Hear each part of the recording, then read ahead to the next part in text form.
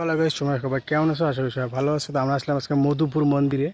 তো মন্দির লুকটা দেখাই, তো কত সুন্দর, দেখো সামনে একটা মূর্তি আছে, তো মূর্তিটাও দেখাই।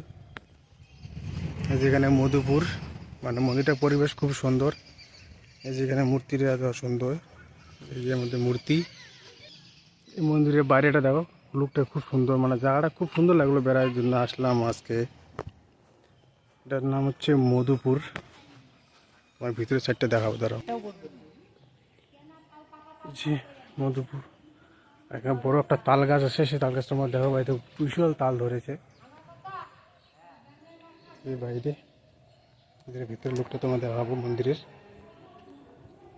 এটা হচ্ছে মধুপুর, কুচবিহার রাজারহাটের দিকে মধুপুর মন্দিরে। বাইরের লাটটা পুরোটা ঘুরে দেখাই।